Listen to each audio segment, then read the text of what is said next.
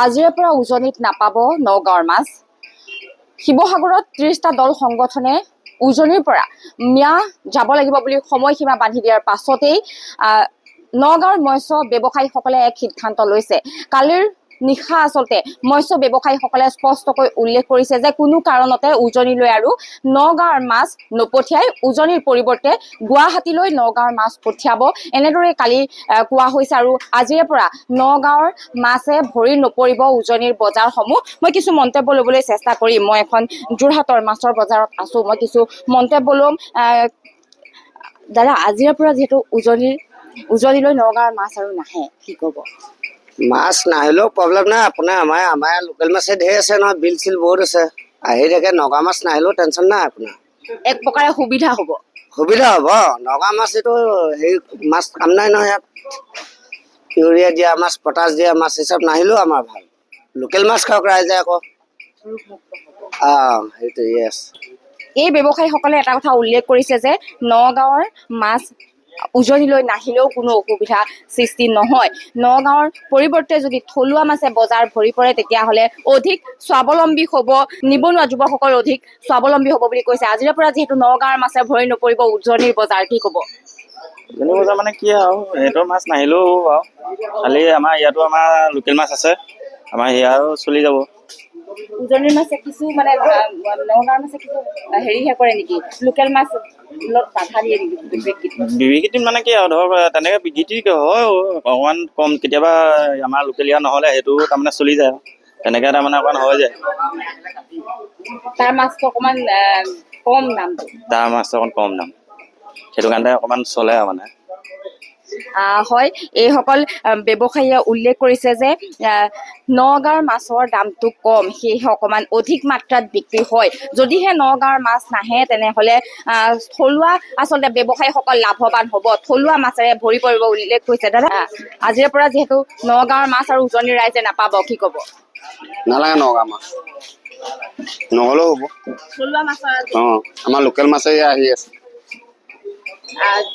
ৰাইজক খুৱাবলৈ লোকেল মাছ আছে আছে। হয়, এনেদৰে আচলতে ব্যৱসায়ীসকলে মন্তব্য কৰিছে। তেওঁলোকে কৈছে যে যদিহে নগাঁৱৰ মাছ উজনিলৈ নাহে তেতিয়াও কোনো ধৰণৰ আচলতে ক্ষতি নহয় বা কোনো ধৰণৰ জনসাধাৰণ বিপদত নপৰে বুলি উল্লেখ কৰিছে, যিহেতু থলুৱা মাছৰ বিক্ৰী বৃদ্ধি পাব বুলিও ব্যৱসায়ীসকলে উল্লেখ কৰিছে। মৎস্য ব্যৱসায়ীসকলৰ এটা ঘোষণা, উজনিলৈ নপঠিয়াই নগাঁৱৰ মাছ, কি ক'ব? নগাঁৱত মাছটো নাহে, ভালেই হৈছে। ইউৰিয়া দিয়া মাছ আমাৰ ইয়াততো নাহিলেও দিগদাৰ নহয়, আমাৰ ইয়াত চালানী মাছটো আহে, চলি যায়। থলুৱা মাছৰ চাহিদা বৃদ্ধি হ'ব, যেতিয়া বৃদ্ধি হ'ব, মানুহবিলাকে ফিচাৰী চিচাৰী খুলিব, মাছ চাছ পুহিব, তেতিয়া আমাৰ নিজৰ মানুহবিলাক হেৰি হ'ব আৰু স্বাৱলম্বী হ'ব। নগাঁৱৰ মাছে কেনেধৰণৰ প্ৰভাৱ পেলায়? নগাঁৱটোৱে পেলাইছিলে, কিন্তু ইমান নগাঁও এফেক্ট নপৰে ইয়াত যোৰহাটত। নগাঁৱতো ধৰক ব্ৰহ্মপুত্ৰ মাছ আহে, ডিব্ৰুগড়ৰ পৰা মাছ আহে, বাহিৰৰ মাছো আহে, ইয়াত নগাঁও মাছটো ইমান এফেক্ট নপৰে। নগাঁৱৰ মাছৰ মূল্যটো কম কাৰণে অধিক হাৰত বিক্ৰী হয়। সেইটোতো হয়েই বাৰু, নগাঁও মাছৰ মূল্যটো কম কাৰণে ইয়াত ধৰক হেৰিটো বিক্ৰীটো বেছি হয় আৰু। আজিৰ পৰা যিটো থলুৱা মাছ এতিয়া উপলব্ধ হৈছে নে যোৰহাটৰ বজাৰসমূহত? ইমান নাই হোৱা, নগাঁও নাই হোৱা যদি ইমান প্ৰভাৱ পৰা নাই যোৰহাটত, নাই পৰা। দাদা, আপোনাৰ ওচৰলৈ আহিছো। আজিৰ পৰা যিহেতু নগাঁৱৰ মাছ নাপাব আৰু উজনিৰ ৰাইজে, যদি মাছটো নাহে, ৰাইজে যদি বন্ধ কৰি দিয়ে, তেতিয়া আমি আৰু চালানী মাছ বিক্ৰী কৰিম। আৰু ইয়াত দুই এটা ফিচাৰী দুই এটা ফিচাৰী আমাৰ যোৰহাটত যিকেইটা ফিচাৰী আছে, তাৰপৰা দুই এটা আহিব আৰু সেইকেইটাকে বিক্ৰী মেলি আৰু দুই এটা ব্ৰহ্মপুত্ৰ মাছ আহে, সেয়াকে বিক্ৰী ৰাখিব লাগিব। প্ৰভাৱ নপৰে ইমান? মানে কি আৰু মানে অকণমান পৰিব মাছটো, যেতিয়া ধৰি লওক তাৰপৰা যিটো মাছ আহি আছিলে সেইটোৱে চবকে অকণমান হেৰি কৰি আছিলে, মেইনটেইন কৰি আছিলে। এতিয়া সেইটো বন্ধ হৈ গ'লে চালানী মাছ আৰু ইয়াত যিকেইটা ফিচাৰী ওলায় যোৰহাটত, সেইকেইটা ফিচাৰী তেতিয়া 2 টকা কম আছিলে মানে। এতিয়া ধৰি লওক কমটি মাল আহিলে 2 টকা দাম বেছিয়ে হ'ব আৰু, কেলৈ বেপাৰীবিলাক বহুত বেপাৰী আছেতো যোৰহাটতে। হয়, এয়া আছিল আচলতে যোৰহাটৰ পৰিৱেশ। আজিৰ দিনটোত যদি যোৰহাটৰ পৰিৱেশ চাবলৈ যোৱা হয়, ব্যৱসায়ীসকল আৰু স্থানীয় কেইবাজনো সচেতন লোকে স্পষ্টকৈ উল্লেখ কৰিছে যে উজনিলৈ নগাঁৱৰ মাছ নাহিলেও কোনো ধৰণৰ আচলতে তেওঁলোক বিপদত নপৰে। উজনিৰ মাছৰ পৰিৱৰ্তে থলুৱা মাছৰ চাহিদা বৃদ্ধি পাব বুলি উল্লেখ কৰিছে।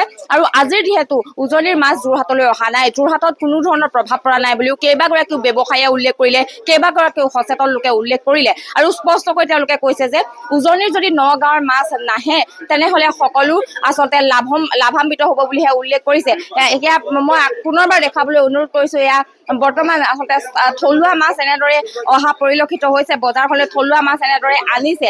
এই থলুৱা মাছ নগাঁৱৰ মাছ আচলতে বন্ধ হোৱাৰ পাছতে এনেদৰে থলুৱা মাছে বজাৰ ভৰি পৰা পৰিলক্ষিত হৈছে। দাদা ক'ৰ পৰা আনিছে এইটো? ক'ৰ পৰা আনিছে? এইটো হেৰি পৰা আহিছে মাজুলীৰ পৰা। মাজুলী। কিমান কেজি হ'ব এইটো? কৰিলেহে গম পাম।